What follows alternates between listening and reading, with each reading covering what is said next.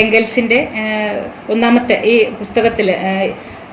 പുസ്തകത്തിലെ origin of family, private property and the state എന്നുള്ള പുസ്തകത്തിൽ ഓരോരോ ചാപ്റ്ററായി പോവുക, അങ്ങനെ മുഴുവനായിട്ട് ഡീറ്റെയിൽസിലേക്ക് പോകണില്ലേ. ഈ ഒന്നാമത്തെ ചാപ്റ്റർ പറയുന്നത് ഈ പല കാലഘട്ടത്തെക്കുറിച്ച് മോർഗൻ നടത്തിയിട്ടുള്ള പ്രസ്താവനകളെക്കുറിച്ചുള്ള ചില ഡിഫറൻസ് ഓഫ് ഒപ്പീനിയനും അങ്ങനെയൊക്കെയുള്ള കാര്യങ്ങൾ പറയുന്നുണ്ട്.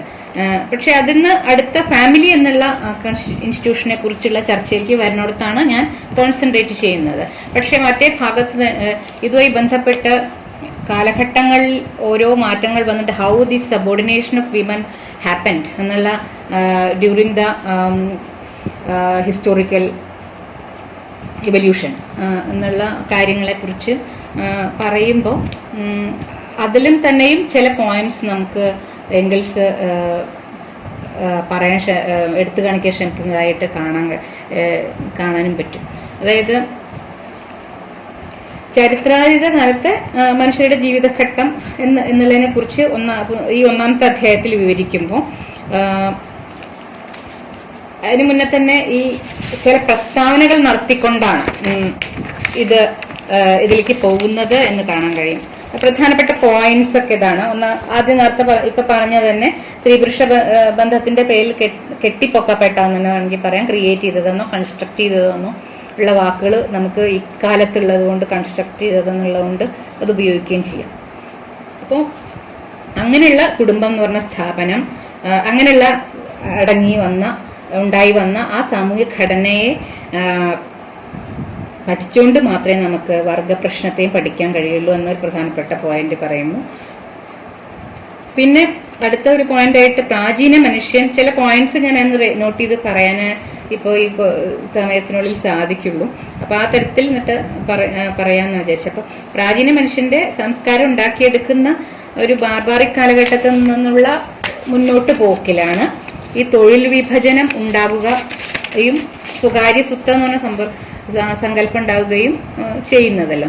അപ്പം അത് തന്നെയാണ് സ്ത്രീകളെ കുടുംബ സങ്കല്പത്തിനകത്ത് നിർത്താൻ, കുട്ടികളെ ഉൽപ്പാദിപ്പിക്കുകയും പരിചരിക്കുകയും ചെയ്യുന്ന, ഭക്ഷണം ഉണ്ടാക്കുകയും ചെയ്യുന്ന എൻറ്റിറ്റീസായിട്ട് മാറ്റുന്ന ഒരു ചരിത്ര മുഹൂർത്തം. അത് വളരെ വ്യക്തമായിട്ട് തന്നെ എംഗൽസ് എടുത്തു പറയുന്നത്. സ്ത്രീപക്ഷ ഒരു ഫെമിനിസ്റ്റ് ചിന്താപദ്ധതിയുടെ പോലെ തന്നെ ചിന്താപദ്ധതിയുടെ ഉള്ളിൽ ആളുകൾ സംസാരിക്കുന്ന അതേ തരത്തിൽ തന്നെ സംസാരിക്കുന്നുണ്ട്. അത് ഫെമിനിസം എന്നുള്ള തരത്തിൽ ഒന്നും പോസ് ചെയ്തിട്ടല്ലെങ്കിൽ പോലും അങ്ങനെ പറയുന്നുണ്ട് എന്നുള്ളതാണ് കാണാൻ കഴിയും. അപ്പോൾ ഈ സ്ത്രീകൾ സാമ്പത്തിക ഘടന വളർന്നു വന്ന ഈ ഒരു പരിഷ്കൃത സമൂഹത്തിലാണ് സാമൂഹികമായ ഭാഗതയൊന്നുമില്ലാതെ ഒരു സാമൂഹികത സങ്കല്പത്തിലും ഇല്ലാണ്ട് മാറ്റപ്പെട്ട ഒരു എൻറ്റിറ്റി ആയിട്ട് മാറുന്നു. അപ്പം ഓരോ ഘട്ടത്തിലും ബാർബാറിക് കാലഘട്ടത്തിൽ നിന്ന് അത് സ്വാഭാവികമായി എല്ലാവരും ജനറലി കേൾക്കുന്ന കാര്യം തന്നെയാണ്. നമ്മുടെ പരിണാമ സിദ്ധാന്തത്തിൻ്റെയും അല്ലെങ്കിൽ ചില മനുഷ്യന്റെ സമൂഹത്തിൻ്റെയും സിവിലൈസേഷൻസിൻ്റെ എവല്യൂഷനുമായി ബന്ധപ്പെട്ടുള്ള ചർച്ചയിൽ അത് വളരെ രസകരമായി സ്പെസിഫിക് ആയിട്ടുള്ള ചില കാര്യങ്ങൾ പറയുന്നുണ്ട്. അങ്ങനത്തെ ഒന്ന് രണ്ട് സ്പെസിഫിക് ആയ കാര്യങ്ങൾ മാത്രമാണ് ഞാനൊരു ചില സ്ലൈഡിലാക്കാൻ വേണ്ടി ശ്രമിച്ചത്. ഈ പ്രശ്നത്തെ സ്ത്രീപക്ഷവാദികൾ പറയുന്ന പോലെ തന്നെ ചെയ്യുമ്പോൾ അതിനെ എപ്പോഴും ലേബറുമായി കണക്ട് ചെയ്തിട്ട് മാർക്സിസത്തിൻ്റെ ഒരു ഭൗതികവാദപരമായ സമീപനം എടുത്തുകൊണ്ടാണ് എംഗൽസ് വിവരിക്കാൻ വേണ്ടിയിട്ട് ശ്രമിക്കുന്നത്. അവിടെയാണ് Engels theory emphasizes the role played by females in the social evolution of human groups. It sees women as central to developing social cooperation and organization of social groups and gender relations of equality and dominating the vast period of prehistory of hominid evolution that falls under the epoch of savagery. The subordination of women took place relatively recently. beginning in the epoch of barbarism and becoming fully developed by the onset of the epoch of civilization. ഇത് പറയുന്നത് ഒരു context ഏതാന്ന് വെച്ചാൽ ഈ Engels ancient സൊസൈറ്റിയിൽ Morgan പറയുന്ന ഈ കാലഘട്ടങ്ങളെ തിരിക്കുന്ന ചില സ്ഥലങ്ങളിൽ ചില വളരെ പ്രീ ഹിസ്റ്റോറിക് ടൈമിൽ തന്നെ ഒരു 10,000 BC ഇങ്ങനെയൊക്കെയുള്ള ടൈമിലൊക്കെ തന്നെ ഈ സ്ത്രീകളുടെ hunting and gathering, hunters and gatherers, ആ ഒരു കാലഘട്ടത്തിൽ തന്നെയൊക്കെ ഈ സ്ത്രീകളുടെ സബോർഡിനേഷൻ സംഭവിക്കുന്ന ഒരു കാലഘട്ടമായിട്ട് കാണാൻ കഴിയുമെന്നുള്ള ചില നോഷൻസ് വരുന്നുണ്ട്. അപ്പോൾ അതിനെ എംഗൽസ് ಖಂಡಿക്കുന്നത് ഈ സ്ത്രീകളുടെ സബോർഡിനേഷൻ കുറേ കൂടി റീസെൻ്റ് ആയിട്ടുള്ള ഒരു കാര്യമാണ് എന്ന് പറയാൻ വന്നത്. അത് കുറച്ച് ഡീറ്റെയിൽസ് ആൻഡ് ആസ്പെക്ട്സ് പറഞ്ഞാൽ തന്നെയും കുറച്ചുകൂടി വ്യക്തമായിട്ട് വരിക. ഞാൻ ആ ഭാഗങ്ങൾ എടുത്തിട്ട് വർഷങ്ങളുടെ കണക്കാക്കലിലൊക്കെ അത് എല്ലാവർക്കും നമുക്ക് ഈ ഇതിൽ പലതിൽ കേട്ടിട്ടുള്ള ഒരു സാധനം തന്നെയാണ്. അപ്പം അതെല്ലാം കോൺസെൻട്രേറ്റ് ചെയ്യുന്നതുകൊണ്ട് അതിലേക്ക് പോകുന്നില്ല. ഈ വർഷങ്ങളുടെ ഈ പാലിയോലിത്തിക്, നിയോലിത്തിക്, പിന്നെ അതിൻ്റെ ഇടയ്ക്കുള്ള പിന്നെ കാൽക്കോലിത്തിക്, ഇങ്ങനെ ഉള്ള കാലഘട്ടങ്ങളുടെ ഇതിലെവിടെ വെച്ചിട്ടാണ് എന്നുള്ളത്. അപ്പം ഇതിനെക്കുറിച്ച് ഇൻട്രസ്റ്റിംഗ് ആയ ചില കാര്യങ്ങൾ എംഗൽസ് പറയേണ്ട മനുഷ്യൻ്റെ എവല്യൂഷനിൽ ബ്രെയിനിൻ്റെ അത് ഡാർവിനെ റെഫർ ചെയ്തുകൊണ്ട് പറയുന്നത് ബ്രെയിനിൻ്റെ വികാസം വരുന്നത് തന്നെയും ലേബറുമായി ബന്ധപ്പെട്ടാണ് എന്നുള്ള തരത്തിൽ. ഹാൻഡ്സൊക്കെ ഡെവലപ്പ് ചെയ്ത്, കൈകൾ ഒക്കെ ഡെവലപ്പ് ചെയ്ത് വരുന്ന കാലഘട്ടത്തെക്കുറിച്ചും അങ്ങനെ വളരെ ഡീറ്റെയിൽ ആയിട്ടുള്ള തരത്തിൽ ലേബറുമായി കണക്ട് ചെയ്യുന്ന വിധത്തിൽ അതിൽ അനാലിസിസ് ചെയ്യുന്നുണ്ട്. ഞാൻ അതിലേക്കല്ല പോകുന്നത്. Speculation about the development of early hominid social groups is based on fairly Spurs evidence, but it seems that the old insistence of monogamous male or female bonding, where males went out to hunt and women stayed home minding the babies, can be substantially challenged. ഇത് early hominid social ഗ്രൂപ്പ്സിൻ്റെ കാലഘട്ടത്തിൽ തന്നെ ഈ തരത്തിലുള്ള ഒരു subordination സംഭവിച്ചു എന്ന് ഉള്ള തരത്തിൽ മോർഗനെ അല്ലെങ്കിൽ ഡാർവിനെ റീഡ് ചെയ്യുമ്പോൾ മോർഗൻ്റെ ഏൻഷ്യൻ സൊസൈറ്റിയെ പറ്റിയുള്ള അനാലിസിസിൽ കാണാം. പക്ഷെ അതിനെ ചാലഞ്ച് ചെയ്തുകൊണ്ടാണ് എംഗൽസ് ഇതിനെ നോക്കിക്കാണാൻ ശ്രമിക്കുന്നത്. അത് കുറേ കൂടി റീസെൻ്റ്ലി വന്നിട്ടുള്ള ഒരു സംഭവമാണ് ഈ മോണോഗാമസ് മെയിൽ ഫീമെയിൽ ബോണ്ടിങ്ങും പിന്നെ women being considered as some entity to be at home taking care of the children etc.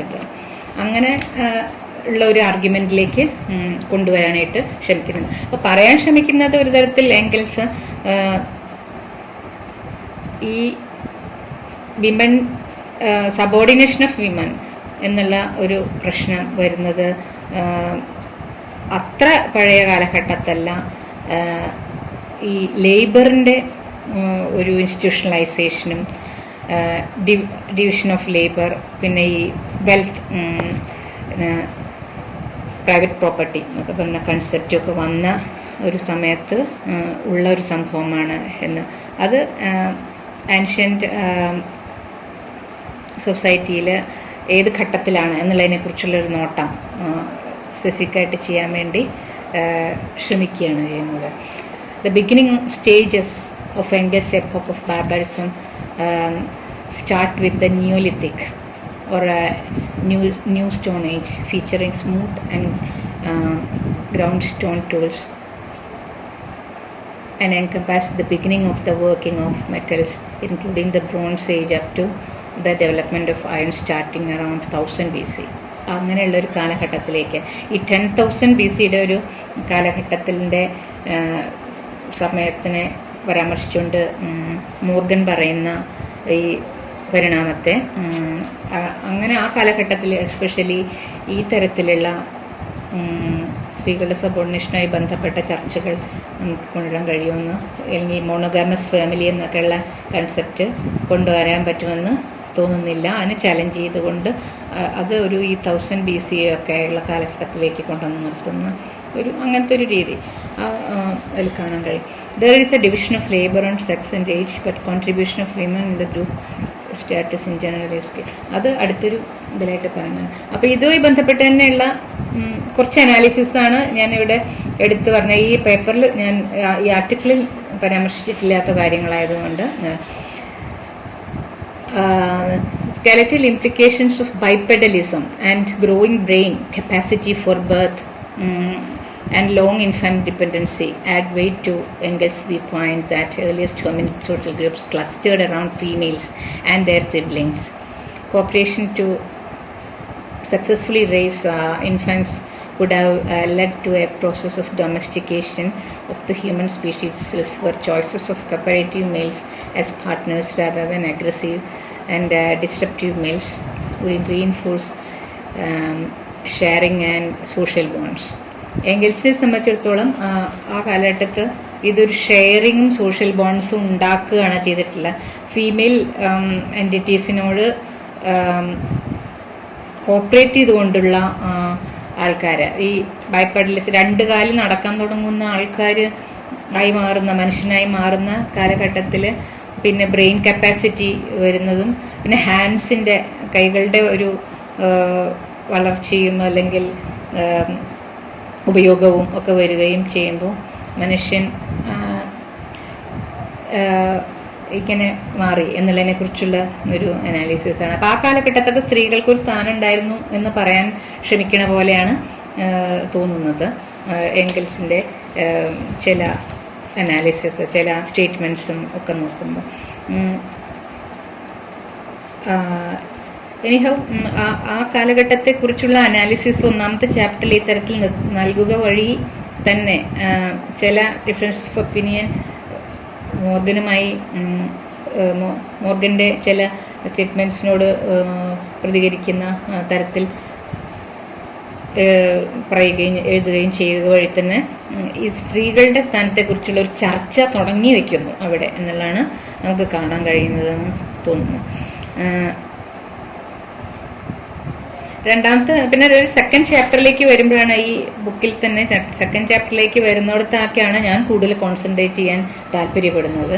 Actually അതിൽ ഈ കുടുംബം എന്ന ആശയത്തിൻ്റെ ഉത്ഭവത്തെ തന്നെ കൃത്യമായി ചർച്ച ചെയ്യുന്ന ഒരു രീതി കാണും. അത് ആ തത്വത്തെക്കുറിച്ച് മോർഗൻ പറയുന്നത്, എംഗൽസ് എടുത്ത് പറയുന്നത്, family represents an active principle. It is never stationary but advances from a lower to a higher form as society from a lower to a higher condition. Systems of consanguinity and on the contrary are passive, recording the progress made by the family at long intervals apart and only changing radically when the family has radically changed. ഇത് സൊസൈറ്റിയെ കുറിച്ചുള്ള ചില statement ഇങ്ങനെ എടുത്തു പറയുന്നു എന്നുള്ള ഒരു കാര്യം നമുക്ക് അഭിലഷണീയമായ ഒരു കാര്യമാണ് എന്ന് വിചാരിക്കുന്നു. മാർക്സിസ്റ്റ് കൺസെപ്ച്വലൈസിങ്ങിലേക്ക് വരുന്നത് വഴി, കൺസെപ്ച്വലൈസിങ് ഓർ തിയറൈസിങ് ടു സേസോ അതിലേക്ക് വരുന്ന വഴിക്ക് ഈ തരത്തിലുള്ള കാര്യങ്ങളെക്കുറിച്ച്, അതായത് സമൂഹം ഡെവലപ്പ് ചെയ്യുന്നതിന് ആക്ച്വലി ഈ തരത്തിലുള്ള ഫാമിലിയുടെ ഒരു അനാലിസിസ് കൂടി ആവശ്യമാണ് എന്ന് കാണിക്കുന്നത്. The systems of consanguinity on the contrary are passive എന്ന് പറയുന്ന ഒരു പോയിന്റ് തന്നെയാണ് ഇവിടെ നേരത്തെ പറയുന്നത്. അതായത് രക്തബന്ധത്തെക്കുറിച്ചോ അല്ലെങ്കിൽ അങ്ങനെയുള്ള മോണോഗാമസ് ഫാമിലി എന്നുള്ളതിനെക്കുറിച്ചോ ഉള്ള ഒരു ഇത് ഈ കാലഘട്ടത്തിൽ പറയാൻ കഴിയില്ല എന്നുള്ളതാണ്. പ്രീ ഹിസ്റ്റോറിക്കൽ പീരീഡിലോ അല്ലെങ്കിൽ ഈ സിവിലൈസേഷൻ്റെ ഡെവലപ്മെൻറ്റ്സിൻ്റെ മറ്റ് ഘട്ടങ്ങളിലോ പിന്നീട് ആ കൂടുതൽ ചർച്ച ചെയ്യും, കൂടുതൽ റീഡിങ്സ് ആവശ്യമുള്ള ഒരു കാര്യമാണ്, അനാലിസിസ് ആവശ്യമുള്ളതാണ്. അപ്പോൾ ഇതിൽ എംഗൽസിനെ ഈ തരത്തിൽ ഇതേ പുസ്തകത്തിൽ നിന്ന് വായിച്ചുകൊണ്ട് നോക്കുമ്പോൾ ഉള്ള ഒരു ചില ഇംപ്രഷൻസാണ് ഞാൻ മുന്നോട്ട് വയ്ക്കുന്നത്. ഇത് ചേഞ്ച് ഇതിൽ പ്രത്യേകിച്ചും പറയുന്ന പോയിന്റ് ഞാൻ ആദ്യം പറഞ്ഞ ആ പോയിന്റിലേക്ക് കൊണ്ടുപോകാൻ പറ്റുന്ന, ചിന്തിക്കാൻ പറ്റുന്ന ചില കാര്യങ്ങൾ അവിടെ എടുത്ത് പറഞ്ഞ ഒരു കാര്യത്തെക്കുറിച്ച് തന്നെയാണ്. അത് ഈ വിഥറിങ് എവേ സ്റ്റേറ്റ് എന്ന് പറഞ്ഞ കൺസെപ്റ്റിലേക്ക് വരുന്ന അത് ഇത്തരത്തിലുള്ള ആശയങ്ങളുടെ ചർച്ചയിലൂടെ തന്നെ ആണ് എംഗൽസ് എന്ന് എനിക്ക് തോന്നുന്നു. അതായത് ഫാമിലി എന്നുള്ള പ്രിൻസിപ്പിളിനെ കുറിച്ച് ചർച്ച ചെയ്യുമ്പോൾ അത് ഒരു സ്റ്റേഷനറി നിലച്ച അല്ലെങ്കിൽ ഒരു സ്ഥിരതയുള്ള അങ്ങനത്തെ ഒന്നല്ല. അത് ഒരു തരം ഫോം, ലോവർ ടു ഹയർ എന്ന് പറയുന്നുണ്ട് എംഗൽസ്. പക്ഷെ എനിക്ക് തോന്നുന്നു ലോവർ ഓർ ഹയർ വാട്ടെവർ, ഒരു ഫോമിൽ നിന്ന് മറ്റൊരു ഫോമിലേക്ക്, അതിൽ ഏതാണ് ലോവർ ഹയർ എന്നുള്ളതാണെങ്കിൽ വേറെ ചർച്ചകൾക്ക് വിധേയമാക്കാം. അപ്പോൾ ആ തരത്തിൽ ഉള്ള മാറ്റങ്ങളിലേക്ക് മാറുമ്പോൾ സൊസൈറ്റിയും മാറുന്നു. സൊസൈറ്റി ഒരു ഇതിലേക്ക് മെച്ചപ്പെട്ട എന്ന് എംഗൽസ് പറയുന്നു. മെച്ചപ്പെട്ടത് ഏതാണ് എന്ന് ഇപ്പോഴും നമുക്ക് ഏത് മനുഷ്യർക്ക് വേണമെങ്കിലും ഡിസ്കസ് ചെയ്യാൻ വേറെ ചിന്താഗതികൾ ഉണ്ടാകാം. പക്ഷെ ഇതിൽ പറയുന്നത് രീതി അങ്ങനെയാണ്. ഫാമിലിയുടെ പ്രിൻസിപ്പിൾ ഒരു ലോവർ ലെവലിൽ നിന്ന് ഹയർ ലെവലിലേക്ക് ഡെവലപ്പ് ചെയ്യുമ്പോൾ സൊസൈറ്റിയും അതുപോലെ മാറുന്നു എന്നുള്ള ഒരു കാര്യം. അതേപോലെ തന്നെയാണ് political, juridical, religious, philosophical systems also. അതിൽ നിന്നാണ് ഈ സ്റ്റേറ്റിൻ്റെ ഡെവലപ്മെൻറ്റിലേക്കൊക്കെ പോകാനായിട്ട് തുടങ്ങുന്നത്. ഇങ്ങനെ ഈ തരത്തിൽ പറഞ്ഞത്. ഇപ്പോൾ ഫാമിലിയുടെ അനാലിസിസ് ചെയ്തിട്ട് അതേപോലെയാണ് രാഷ്ട്രീയ, സാമൂഹിക, വികാസങ്ങളെക്കുറിച്ചൊക്കെ, മതപരം, താത്വികം ഒക്കെ ആയിട്ടുള്ള, നിയമപരം ഒക്കെ ആയിട്ടുള്ള ഡെവലപ്മെൻറ്റ്സിനെ കുറിച്ച് അല്ലെങ്കിൽ ട്രാൻസ്ഫോർമേഷൻസിനെ കുറിച്ച്, സിവിലൈസേഷൻ ഡെവലപ്പ് ചെയ്ത് വരുന്നതിൻ്റെ ഭാഗമായിട്ടുള്ള എന്ന് പറയുന്നു. അപ്പോൾ അതാണ് എനിക്ക് പോസിറ്റീവായി തോന്നിയ കാര്യം. അതായത് ഈ ഫാമിലിയെ അടിസ്ഥാനമാക്കിയിട്ടാണ് സ്റ്റേറ്റിനെ പോലും ചർച്ച ചെയ്യാൻ പോകുന്നത് എംഗൽസ് എന്നുള്ള ഇതാണ് ഇൻട്രസ്റ്റിംഗ് ആയിട്ടുള്ള ഒരു കാര്യമായിട്ട് എനിക്ക് തോന്നിയത്. അപ്പോൾ പ്രാമുഖ്യം കൊടുക്കുന്നത് ഏറ്റവും ബേസിക് യൂണിറ്റ് എന്ന് നമ്മൾ പറയുന്ന ഈ ചെറിയ ഇൻസ്റ്റിറ്റ്യൂഷൻ, ഏറ്റവും ഒരു ചെറിയ ഇൻസ്റ്റിറ്റ്യൂഷനായ ഫാമിലിയെ തന്നെയാണ്. അതിൽ നിന്നാണ് ഈ ബൃഹത്തായ സ്റ്റേറ്റ് എന്ന് പറഞ്ഞ ഇൻസ്റ്റിറ്റ്യൂഷനെ കമ്പയർ ചെയ്തുകൊണ്ടുള്ളൊരു അനാലിസിസ് ചെയ്യുക. അത് വളരെ റെലവൻ്റ് ആണെന്ന് എനിക്ക് തോന്നുന്നു. അത് അതിൻ്റെ ഭാഗമായിട്ടാണ് ഇത് വായിക്കുമ്പോൾ ഞാൻ ആദ്യം പറഞ്ഞ പോലെ അവസാനം എംഗൽസ് എത്തിച്ചേരുന്ന വിഥറിങ് അവേ ഓഫ് സ്റ്റേറ്റ് പോലെ തന്നെ ഒരു വിഥറിങ് അവേ ഓഫ് ഫാമിലി എന്നുള്ള സ്റ്റേറ്റ് ഉണ്ടാവുമോ എന്ന് ഉള്ള ചിന്താഗതിയെക്കുറിച്ച് ചിന്തിക്കാൻ താല്പര്യപ്പെടുന്നു ഞാൻ പറഞ്ഞത്. പിന്നെ ഇതിൽ തന്നെ ഞാൻ വേറൊന്ന് ഇതിൽ പറയാൻ ശ്രമിച്ചത്, ഈ കൺസെപ്ഷൻസ് ഓഫ്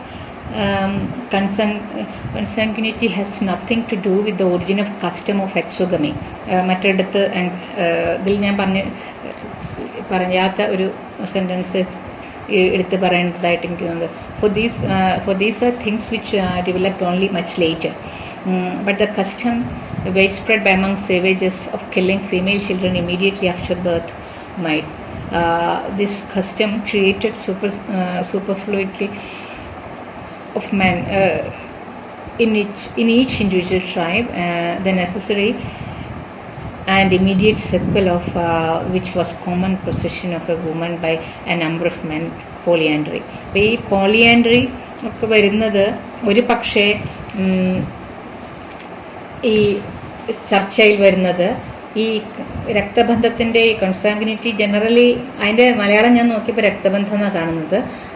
പക്ഷേ അതിൻ്റെ വേറെ എക്സ്പ്ലനേഷൻ നോക്കി ആ വാക്ക് ഉദ്ദേശിക്കുന്നത് ഒരു പക്ഷേ ദാമ്പത്യ ബന്ധത്തിൽ അല്ലെങ്കിൽ അങ്ങനെയുള്ള ഒരു 1-to-1 മോണോഗമസ് ഫാമിലിയിലത്തെ തരത്തിലല്ലാതെ ചിൽഡ്രൻ ഉണ്ടാവുക, കുട്ടികളുണ്ടാവുക, അങ്ങനെയൊക്കെയുള്ള തരത്തിലുള്ള സിറ്റുവേഷൻസിലാണ് ഈ ചർച്ച വരുന്നത് എന്ന് ഉള്ള അർത്ഥങ്ങൾ കാണാൻ കഴിയും. അപ്പം അതാണല്ലോ എക്സോഗമിയുടെ എക്സോഗമി മാരിറ്റൽ ഒരു ഗ്രൂപ്പ്, ട്രൈബലിന് പുറത്തുള്ള മാരേജും ആയിട്ട് കണക്കാക്കാം. അതല്ലെങ്കിൽ ഇതുമായി ബന്ധപ്പെട്ട പോളിയാൻഡ്രസ് എന്നുള്ള അർത്ഥത്തിലും കണക്കാക്കാം. ഇത് ഏത് തരത്തിലാണെന്നുള്ള ഒരു ചർച്ച അവിടെ എംഗൽസ് നടത്താൻ ശ്രമിക്കുന്നുണ്ട്. അപ്പോൾ അതിന് ഒരു കാരണം ഒരു പക്ഷേ ഫീമെയിൽ പെൺകുട്ടികളെ പെട്ടെന്ന് തന്നെ ജനിച്ചാൽ വേണ്ടെന്ന് വയ്ക്കുന്ന കൊല്ലുന്ന ആ ഒരു കാലഘട്ടത്തിലും ഉണ്ടായിരുന്നു എന്ന് നോട്ട് ചെയ്യുകയും അതായിരിക്കാം ഒരു പക്ഷേ പെൺകുട്ടികളുടെ സ്ത്രീകളുടെ എണ്ണത്തിൽ കുറവുള്ളത് കൊണ്ട് ഇങ്ങനെയുള്ള ഈ പോളിയാൻഡ്രി വന്ന് ഭവിച്ചു എന്നുള്ള മട്ടാണ് കാണാൻ കഴിയുള്ളൂ അക്കാലത്ത്. അല്ലാണ്ട് കോൺഷ്യസ്നെസ്സിൽ ഇവർക്ക് ഈ മോണോഗാമസ്, പോളിഗാമസ്, ഈ എൻറ്റിറ്റീസിന്, അതായത് ഈ പിന്നെ എവല്യൂഷൻ നടന്നുകൊണ്ടിരിക്കുന്ന ഈ ഹോമിനിഡിന്, ഹ്യൂമൻ ബീയിങ് എന്ന് പറയാൻ പറ്റില്ല, ഈ സ്പീഷീസിന് അങ്ങനത്തെ കോൺഷ്യസ്നെസ് ഒന്നും ബ്രെയിനിലേക്ക് വന്നിട്ടുണ്ടാവില്ല എന്നുള്ള തരത്തിൽ. അപ്പം അത് ഒരുപക്ഷെ സ്വാഭാവികമായിട്ടും അപ്പം എന്ത് കാരണം കൊണ്ടായിരിക്കാം ഈ പെൺകുട്ടികളെ എന്ന് കൊന്നതെന്ന് ചോദിച്ചാൽ അതൊരു ചോദ്യമാണ്. അത് നമ്മൾ ആലോചിക്കേണ്ട ഒരു കാര്യമാണെന്ന് തോന്നുന്നു.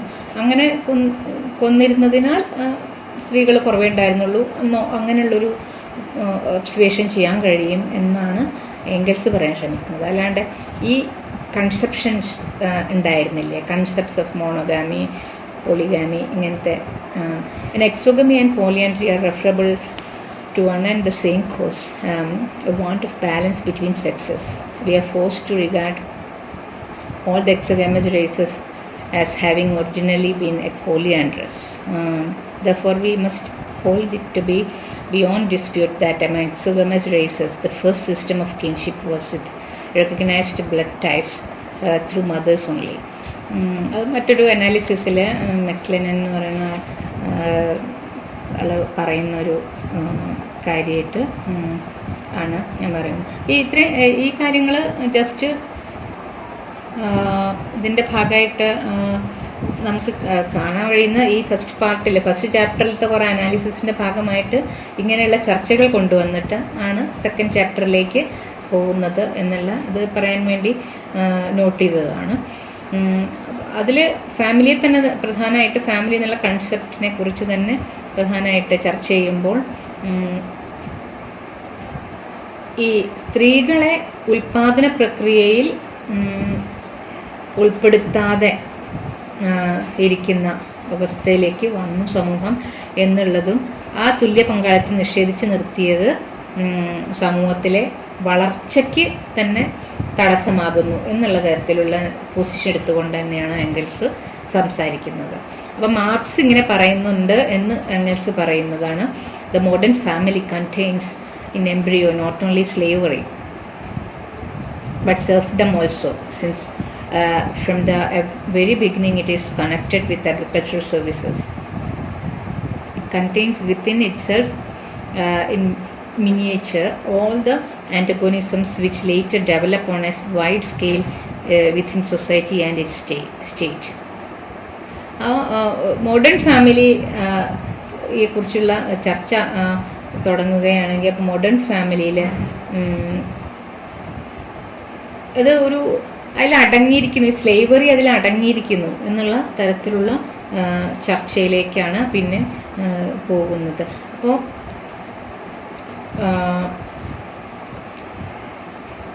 ഇതേപ്പറ്റി അനാലിസിസ് ചെയ്യുന്നതിന് വേണ്ടിയിട്ട് പിന്നെ അതുപോലെ തന്നെയാണ് സ്റ്റേറ്റിൻ്റെയും. അങ്ങനെ ഈ സ്റ്റേറ്റിനെ ഫാമിലിയുടെ ഇതുമായി അനാലിസിസ് ചെയ്തിട്ട് ട്രാൻസ്ഫോർമേഷൻസുമായി അനാലിസിസ് ചെയ്തിട്ട്, അല്ലെങ്കിൽ ട്രാൻസ്ഫോർമേഷനിൽ ആ കൺസെപ്ഷൻ തന്നെ, അത് ഫാമിലി എന്ന് പറഞ്ഞ കൺസെപ്റ്റിനെ തന്നെയുള്ള ഈ തരത്തിലുള്ള അനാലിസിസ് ചെയ്തുകൊണ്ട് സ്റ്റേറ്റിനെ പറ്റി സംസാരിക്കാൻ വേണ്ടി ശ്രമിക്കുന്നു. അപ്പോൾ ആ ഒരു അറ്റംപ്റ്റിൽ ആണ് പിന്നത്തെ ചാപ്റ്റേഴ്സിൽ ഈ പുസ്തകത്തിൽ എംഗൽസ് പറയാൻ ശ്രമിക്കുന്നത്. ഈ പുസ്തകത്തിൽ അത് ഞാൻ കൂടുതൽ പറയുന്നില്ല. അത് ഈ പുസ്തകം ഓൺലൈനിലൊക്കെ അവൈലബിൾ ആണ്, എല്ലാവരും നോക്കുന്നൊക്കെ ഉണ്ടാവുമല്ലോ. പക്ഷേ അതിലെനിക്ക് പ്രധാനമായി സ്ട്രൈക്ക് ചെയ്ത ആസ്പെക്ട്സ് പറയാന്നുള്ളത് മാത്രമേ ഞാൻ ഇതിൽ ശ്രമിക്കുന്നുള്ളൂ.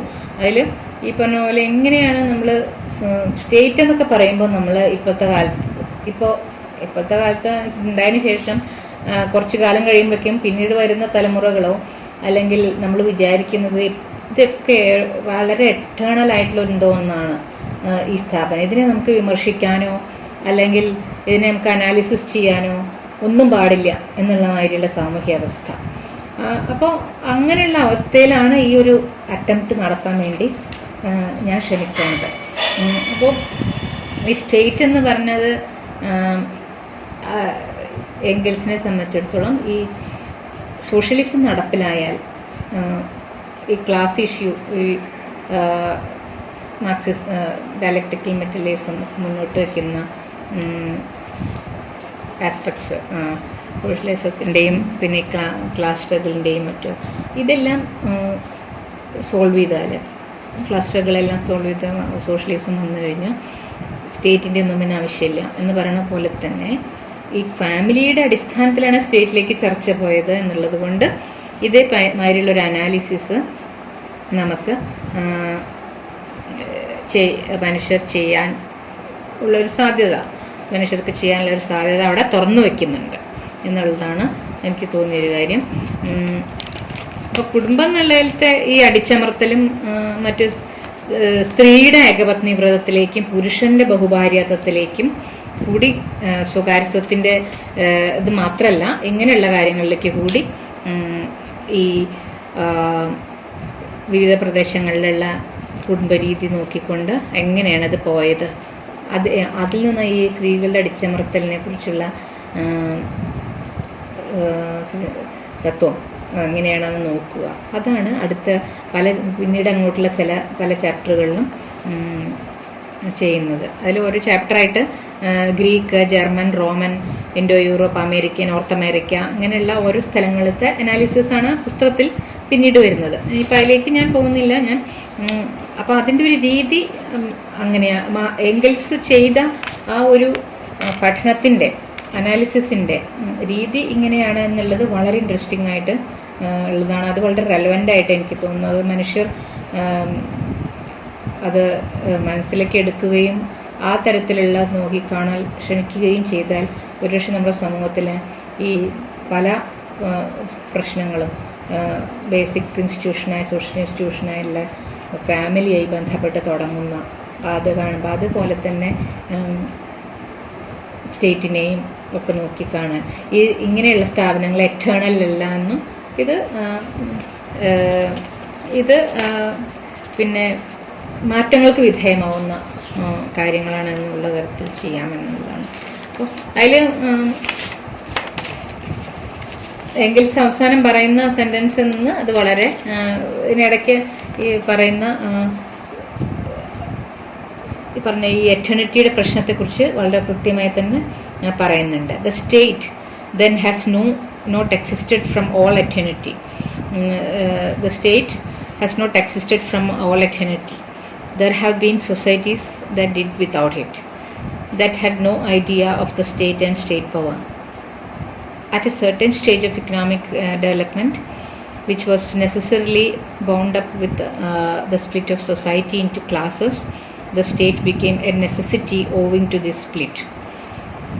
We are now rapidly approaching a stage in the development of production at which the existence of these classes not only will have ceased to be a necessity, but will become a positive hindrance to production. They will fall as inevitably as they arose at an earlier stage. Along with them, the state will inevitably fall. Society, which will recognize production on the basis of free equal association of the producers, will put the whole machinery of state where it will then belong into the Museum of Antiquities എന്നാണ് പറയുന്നത്. വളരെ രസകരമായിട്ടത് സ്റ്റേറ്റിനെ പറ്റിയുള്ള കാര്യങ്ങളൊക്കെ ഇനി മ്യൂസിയത്തിലെ ഉണ്ടാവുള്ളൂ എന്ന് പറയുന്ന തരത്തിലാണ് അതിലെ അവസാനത്തിലേക്ക് പോകുന്നത്. Into a museum of antiquities by the side of the spinning wheel and bronze axe. Spinning വീലൊക്കെ വെച്ചിട്ടുള്ള പോലെ തന്നെ സ്റ്റേറ്റ് എന്ന് പറഞ്ഞാൽ അങ്ങനെയാണ് വയ്ക്കുന്ന അവസ്ഥയിലേക്ക് പോകും എന്നുള്ള തരത്തിലാണ് ഈ സ്റ്റേറ്റിൻ്റെ ഫോളിനെ കുറിച്ച് പറയുന്നത്. അപ്പോൾ അത് മനസ്സിലാക്കിക്കൊണ്ടുള്ള ഒരു രാഷ്ട്രീയമോ സാമൂഹ്യ രാഷ്ട്രീയ അവസ്ഥയല്ല നമുക്ക് ഇപ്പോൾ ലോകത്തുള്ളത്. അപ്പം ഞാൻ വിചാരിച്ചത് ആ തരത്തിലൊന്ന് ഇതിനെ കാണുക വഴി പലവിധ സമൂഹത്തിൽ നിലനിൽക്കുന്ന അധികാര പ്രശ്നങ്ങളും അടിയാള പ്രശ്നങ്ങളൊക്കെ സോൾവ് ചെയ്യാനും ഒക്കെ സാധിക്കുമായിരിക്കാം എന്നുള്ള തരത്തിലാണ് ഇത്തരത്തിലുള്ള ഒരു പഠനം അന്വേഷണം നടത്താനായിട്ട് ശ്രമിച്ചത്. Thank you. നിർത്താം.